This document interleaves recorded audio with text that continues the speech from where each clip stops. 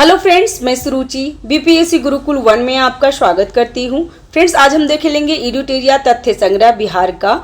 और आज का जो टॉपिक है उसमें हो गया बिहार खिलाफत आंदोलन और बिहार। इससे पहले 3-4 वीडियो ऑलरेडी अपलोड हो चुके हैं, इनफैक्ट 5 हो गए हैं, तो आप जाकर के देख लीजिएगा। ये सब मैंने करवा दिया है और ये ना एग्ज़ाम के टाइम में भी आप इम्पोर्टेंट होता है। एग्ज़ाम में टाइम में आप बहुत याद कर लीजिए और अब तो टेस्ट देने का टाइम आ गया तो टेस्ट दे सकते हैं और करंट अफेयर साथ साथ में कीजिए, ठीक है। और चैनल पे अगर नए हैं तो चैनल को सब्सक्राइब कर लीजिएगा, बेल आइकन जरूर दबा लीजिए। आपको बता दें फ्रेंड्स कि एग्जाम में ना आपको 4 सेक्शन से बहुत सारा क्वेश्चन आता है, जैसे कि करंट बहुत इंपॉर्टेंट है, और सेकेंडली साइंस से आपको बहुत सारा क्वेश्चन आता है, और हिस्ट्री, अगर हिस्ट्री में ज़्यादातर मॉडर्न हिस्ट्री से, और लास्ट है बिहार स्पेशल।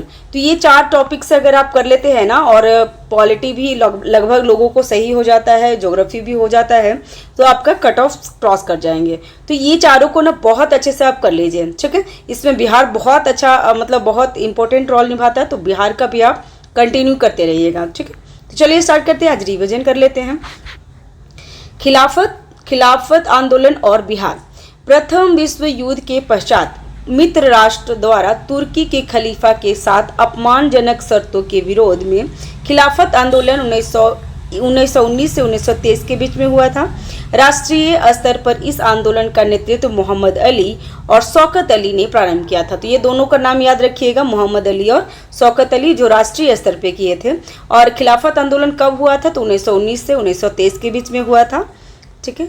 और ये था ना, ये सिर्फ भारत के लिए नहीं स्टार्ट हुआ था फ्रेंड्स, ये हुआ था तुर्की के खलीफा के साथ जो अपमानजनक जो शर्तें हुई थी जो प्रथम विश्व युद्ध के समय, उसके लिए हुआ था। तो ये क्वेश्चन बन जाता है, ठीक है, तो ध्यान रखिएगा।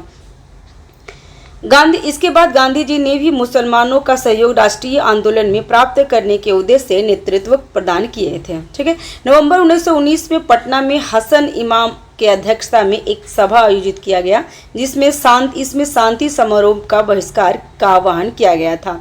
नेक्स्ट 19 मार्च 1920 को बिहार के सभी मुसलमान ने हड़ताल किए। 1920 में खिलाफत आंदोलन असहयोग आंदोलन के साथ संचालित होता रहा, लेकिन तुर्की में मुस्तफा कमाल पाशा द्वारा 1924 में खलीफा पद समाप्त कर देने के कारण खिलाफत आंदोलन स्वतः निष्प्रभावी हो गया था। और इसके बाद खिलाफत आंदोलन बंद हो गया था। उसको खिलाफत आंदोलन को राष्ट्रीय आंदोलन से कोई ज़्यादा कनेक्शन नहीं था, वो ज़्यादातर तुर्की से ही करना चाहते थे। और मुस्तफा कमाल पाशा के द्वारा जो 1924 में खलीफा पद समाप्त कर दिया गया था ना, तो वो भी खत्म हो गया, ठीक है। नेक्स्ट है असहयोग आंदोलन और बिहार। इंपॉर्टेंट होगा फ्रेंड्स। इसमें सितंबर 1920 को लाला लाजपत राय की अध्यक्षता में कलकत्ता में विशेष अधिवेशन में गांधी जी के असहयोग आंदोलन के प्रस्ताव को स्वीकार किया गया। ये आपको इंपॉर्टेंट होगा फ्रेंड्स, ध्यान रखिएगा इसमें कि जो सितंबर 1920 में जो कलकत्ता में अधिवेशन हुई थी ना, कलकत्ता में जो विशेष अधिवेशन हुआ था, क्योंकि नॉर्मली अगर नॉर्मली जो इसका जो कांग्रेस का जो अधिवेशन होता था वो दिसंबर में होता था, लेकिन अगर विशेष अधिवेशन हुई थी कलकत्ता में, और अध्यक्षता किसने किया था? तो लाला लाजपत राय। ये भी आपको ध्यान रखिएगा कि लाल बाल पाल और जो घोष होते थे हमारे जो गरम दल के नेता थे, उसमें लाला लाजपत राय कांग्रेस का सदस्य बने, मतलब अध्यक्ष बने थे, जबकि तिलक कांग्रेस के अध्यक्ष नहीं बने थे। तो ये भी क्वेश्चन पूछता है, तो ध्यान रखिएगा। और ये कब बने थे लाला लाजपत राय? तो सितंबर 1920 में कलकत्ता अधिवेशन में, ठीक है। और इसमें हुआ था कांग्रेस के नागपुर अधिवेशन 1920 में CR दास द्वारा असहयोग का प्रस्ताव पारित किया गया था। ये भी आप ध्यान रखिएगा, क्योंकि पहले जो CR दास थे ना, वो खिलाफत आंदोलन के साथ असहयोग आंदोलन नहीं करना चाहते थे। लेकिन क्या हुआ, कांग्रेस के नागपुर अधिवेशन जो रेगुलर ही होता था 1920 में, CR दास द्वारा ही असहयोग आंदोलन को प्रस्तावित किया गया था। तो ये नाम याद रखिएगा, किसने असहयोग आंदोलन को प्रस्तावित किया था? तो ये CR दास। और ये जो कांग्रेस का नागपुर अधिवेशन हुआ था, ठीक है, नागपुर अधिवेशन 1920 में जो रेगुलर होता था, ठीक है। एक कलकत्ता में हुआ, दूसरा नागपुर में हुआ, और नागपुर में इसको फाइनली उसको प्रस्ताव को पारित कर दिया गया था। और C विजय राघवाचारी की अध्यक्षता में इसे पूर्णतः स्वीकृति दे दी गई थी। इसका अध्यक्ष को भी ध्यान रखिएगा फ्रेंड्स, ध्यान रखिएगा कि नागपुर जो कांग्रेस के नागपुर अधिवेशन हुई थी ना 1920 में, तो उसकी अध्यक्षता C विजय राघवाचारी किए थे, ठीक है। नेक्स्ट है बिहार में इससे पूर्व ही पूर्व बिहार प्रांतीय सम्मेलन के 12वें अधिवेशन भागलपुर में राजेंद्र प्रसाद की अध्यक्षता में असहयोग आंदोलन पर बल दे दिया गया था। ठीक है, नेक्स्ट है नवंबर 1920 में शाहाबाद में नशाबंदी आंदोलन शुरू हुआ था। तो ये भी ध्यान रखिएगा कि 1920 में कहाँ पे नशाबंदी आंदोलन शुरू हुआ था। तो नशाबंदी आंदोलन शाहाबाद में शुरू हुआ था। ठीक है, नवंबर 1920 में। असहयोग आंदोलन के क्रम में राजेंद्र प्रसाद, महजूरुल हक, ब्रजकिशोर प्रसाद, मोहम्मद शफी दौरी और आदि नेता ने विधायिका के चुनाव से नाम वापस ले लिए थे। ठीक है, नेक्स्ट है राजेंद्र प्रसाद ने वकालत का पेशा छोड़ दिया था। ये भी क्वेश्चन बहुत इंपॉर्टेंट होता है कि किसने असहयोग आंदोलन के समय वकालत छोड़ दिए थे। तो राजेंद्र प्रसाद। उनके भाई राय साहब महेंद्र प्रसाद ने राय साहब की उपाधि लौटा दी थी और मजिस्ट्रेट पद से इस्तीफा दे दिए थे। तो दोनों का नाम याद रखिएगा, महेंद्र प्रसाद और राजेंद्र प्रसाद। ठीक है, इसमें है असहयोग आंदोलन के समय शिक्षा के वैकल्पिक साधन उपलब्ध कराने के लिए राष्ट्रीय महाविद्यालय की स्थापना की गई थी और इसके जो प्राचार्य हैं वो राजेंद्र प्रसाद को बनाया गया था। तो ये भी ध्यान रखिएगा। नेक्स्ट, राष्ट्रीय महाविद्यालय के प्रांगण में बिहार विद्यापीठ का उद्घाटन 6 फरवरी 1921 को गांधी जी द्वारा किया गया था। तो ये भी ध्यान रखिएगा कि जो बिहार विद्यापीठ का उद्घाटन कब हुआ था, तो 6 फरवरी 1921 को, और किसने किए थे, तो गांधी जी किए थे। ठीक है, और ये कहाँ था, तो राष्ट्रीय महाविद्यालय के प्रांगण में ही था। महजरूल हक इसके कुलाधिपति, महजरूल हक क्या बने थे, तो महजरूल हक इसके कुलाधिपति बने थे और ब्रजकिशोर प्रसाद कुलपति बने थे। तो ये दोनों का नाम याद रखिएगा। ठीक है, जो विद्यापीठ का उद्घाटन हुआ था ना, उसमें कुलाधिपति महजरूल हक बने थे और ब्रजकिशोर प्रसाद कुलपति बने थे। असहयोग आंदोलन के दौरान महजरूल हक ने दीघा के पास मित्र खैरू मियाँ, नाम याद रखिएगा, ये क्वेश्चन पूछा है कि किसके द्वारा दिया गया था जमीन, तो खैरू मियाँ के से दान में प्राप्त भूमि पर सदाकत आश्रम की स्थापना की थी। तो ये भी क्वेश्चन बनता है कि सदाकत आश्रम की स्थापना किसने की थी, तो महजरूल हक ने किए थे। ठीक है, कहाँ पे, तो दीघा में। और जमीन किसने दिया था, तो मित्र खैरू मियाँ। नेक्स्ट है 30 सितंबर 1921 को महजरूल हक ने सदाकत आश्रम से दी मदरलैंड नामक एक अखबार निकालना प्रारंभ किया, जिससे राष्ट्रीय भावना का प्रचार प्रसार हुआ था।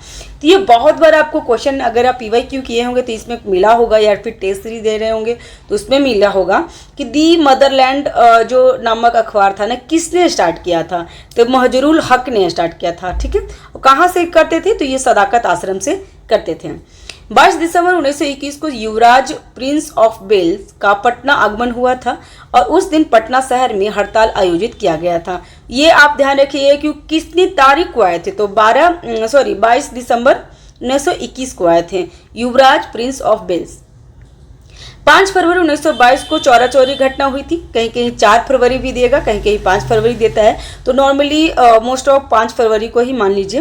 तो 5 फरवरी 1922 को चौरा चौरी का घटना के बाद गांधी जी ने 12 फरवरी 1922 को असहयोग आंदोलन स्थगित कर दिए थे। ये दोनों डेट आप याद रखिए, डेट बहुत इंपॉर्टेंट है कि कब चौरा चौरी की घटना हुई थी। ऐसे डायरेक्टली पूछ लेता है फ्रेंड कि कब चौरा चौरी की घटना हुई थी, तो 5 फरवरी 1922 को। और जो असहयोग आंदोलन कब स्थगित कर दिया गया था, तो ये 12 फरवरी 1922 को। ठीक है, नेक्स्ट है ब्रिटिश सरकार से असहयोग आंदोलन के लिए मौलाना सजाद द्वारा इमारत ए शरिया संस्था का गठन फुलवारी में किया गया था। ये खास नहीं है, बस ध्यान रख लीजिए। नेक्स्ट है राष्ट्रीय आंदोलन और बिहार, तो स्वराज पार्टी और बिहार देख लेते हैं इसमें क्या क्या है। तो कांग्रेस के 37वां अधिवेशन 1922 में बिहार के गया में हुआ था। ये बहुत इंपॉर्टेंट है, फिर ध्यान रखिएगा, क्योंकि बिहार में ना 2 ही हुआ था, एक बांकीपुर में पटना में और एक गया में हुआ था एक। तो ये दोनों को ध्यान रख के रखना है आपको और इसका क्रम याद करके रखना है। ठीक है, तो 37वां अधिवेशन हुआ था 1922 में, कहाँ पे, तो बिहार के गया में। इसकी अध्यक्षता किसने की थी, तो देशबंधु चित्तरंजन दास CR दास किए थे। इनका भी नाम याद रखिए, ये डायरेक्टली पूछ लेता है कि जो गया अधिवेशन हुई थी उसकी अध्यक्षता किसने की थी, तो देशबंधु चित्तरंजन दास। इस अधिवेशन में कांग्रेस द्वारा विधायिका में भाग लेने के से बहिष्कार करने का निर्णय लिया गया था। ठीक है। नेक्स्ट, चितरंजन दास मोतीलाल नेहरू आदि विधायिका में प्रवेश के पक्ष में थे, अतः उन्होंने 1923 में स्वराज पार्टी का गठन किया था। ठीक है, ध्यान रखिएगा कि स्वराज पार्टी का गठन किसने किया था, तो चितरंजन दास और मोतीलाल नेहरू मिलकर के किए थे। ठीक है, और कब किए थे, तो 1923 में किए थे।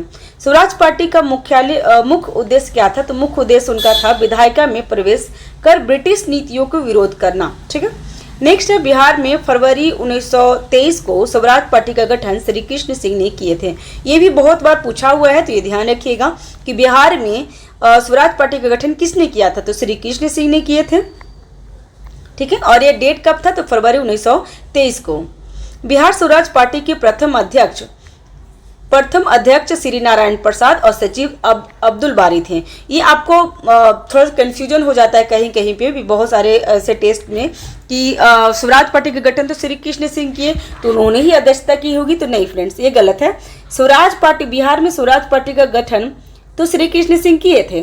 ठीक है, लेकिन इसकी अध्यक्षता, प्रथम जो अध्यक्ष कौन बन गए थे, तो श्री नारायण प्रसाद बने थे और सचिव अब्दुल बारी बने थे। ठीक है, ये दोनों पॉइंट को ध्यान रखना है। अगर गठन का पूछेगा, स्वराज पार्टी का गठन का पूछेगा तो श्री कृष्ण सिंह, अध्यक्ष पूछेगा श्री नारायण प्रसाद और सचिव पूछेगा तो अब्दुल बारी। ठीक है। नेक्स्ट, साइमन कमीशन और बिहार। तो साइमन कमीशन में एक भी भारतीय सदस्य नहीं होने के कारण भारत में इसके आगमन का पर विरोध करने नहीं लिया गया। ठीक है। 1928 में साइमन कमीशन का भारत आगमन हुआ और यह आयोग भारत में मार्टेंगू चिम्सफोर्ड सुधारों जो 1919 में हुई थी उसकी जांच के उद्देश्य से लाया गया था।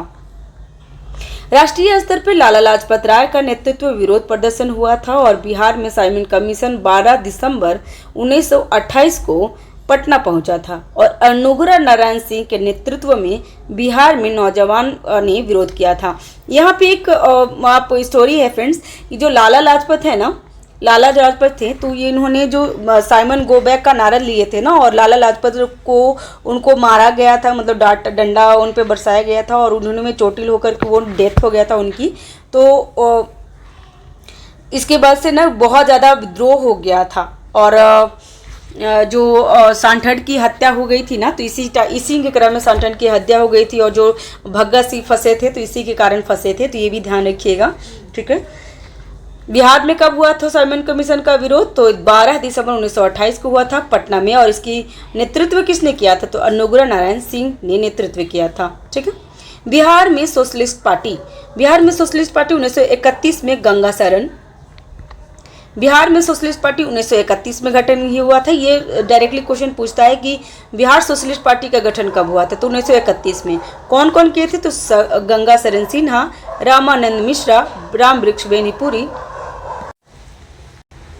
ठीक है, और इसमें बिहार सोशलिस्ट पार्टी नामक संगठन का स्थापना किया गया था। कौन कौन थे, तो गंगा शरण सिन्हा, रामानंद मिश्रा, रामवृक्ष बेनीपुरी। बिहार सोशलिस्ट पार्टी नामक जो गठ संगठन था उसका स्थापित किया था और बिहार सोशलिस्ट पार्टी की स्थापना का श्रेय मुख्य रूप से जयप्रकाश नारायण एवं फूलेना प्रसाद जी को दिया जाता है। तो ये बहुत बार पूछा भी है, तो ध्यान रखिए कि जयप्रकाश नारायण किस पार्टी से संबंधित थे, तो बिहार सोशलिस्ट पार्टी से थे और ज़्यादातर मुख्य श्रेय इन्हीं को दिया जाता है, जयप्रकाश नारायण और फूलेना प्रसाद को दिया जाता है। गंगा शरण, रामानंद मिश्रा और रामवृक्ष बेनीपुरी जो भी ये लोग भी शामिल थे। ठीक है। 1934 में पटना में अंजुमन इस्लामिया हॉल में बिहार सोशलिस्ट पार्टी की औपचारिक स्थापना हुई। इसके अध्यक्ष आचार्य नरेंद्र देव और सचिव जयप्रकाश नारायण बनाए गए थे। तो ये दोनों ध्यान रखिएगा, पटना में अंजुमन इस्लामिया हॉल में बिहार सोशलिस्ट पार्टी का औपचारिक स्थापना हुई थी। ठीक है, और कब हुआ था, तो 1934 में हुआ था। इसके अध्यक्ष कौन थे, तो आचार्य नरेंद्र देव और सचिव जयप्रकाश नारायण थी। ये बहुत बार क्वेश्चन पूछा हुआ है, ज़्यादातर बिहार का एग्जाम है तो सचिव के बारे में पूछता है क्योंकि जयप्रकाश नारायण सचिव जो थे वो बिहार से संबंधित थे, तो जयप्रकाश नारायण सचिव थे, ध्यान रखिए। और अध्यक्ष कौन थे, तो आचार्य श्री नरेंद्र देव और अन्य सदस्य रामवृक्ष बेनीपुरी, गंगा शरण सिन्हा, अब्दुल बारी और योगेंद्र शुक्ला आदि थे। इस संगठन का मुख्य योगदान क्या था, तो समाजवादी विचारों को बढ़ाने एवं किसान मजदूरों को संगठित करने में रहा है। सविनय अवज्ञा आंदोलन और बिहार, तो कांग्रेस के लाहौर अधिवेशन 1929 में हुआ था। पूर्ण स्वराज के स्वराज के साथ सविनय अवज्ञा आंदोलन का प्रस्ताव पारित हुआ था। आप मुझे कमेंट बॉक्स में बताएंगे फ्रेंड्स कि जो लाहौर अधिवेशन हुई थी 1929 में, उसकी अध्यक्षता किसने की थी। ठीक है, अध्यक्षता किसने की थी। प्रस्ताव के अनुसार 26 जनवरी 1930 को बिहार सहित संपूर्ण भारत में स्वाधीनता दिवस उत्साहपूर्वक मनाया गया था। गांधी जी ने 12 मार्च 1930 को दांडी यात्रा आरंभ की थी। ये भी ध्यान रखिए, क्वेश्चन पूछा हुआ कि दांडी यात्रा कब स्टार्ट हुई थी, तो 12 मार्च को हुई थी। और 6 अप्रैल 1930 को दांडी में नमक कानून का उल्लंघन कर सत्याग्रह आरंभ किया गया था। कौन सा, तो सविनय अवज्ञा आंदोलन। नेक्स्ट, बिहार में नमक सत्याग्रह का आरंभ 15 अप्रैल को हुआ था। और कहां से, तो चंपारण और सारण से हुआ था। डेट याद रखिए, बिहार में जो नमक सत्याग्रह का स्टार्ट कब हुआ था, तो 15 अप्रैल से।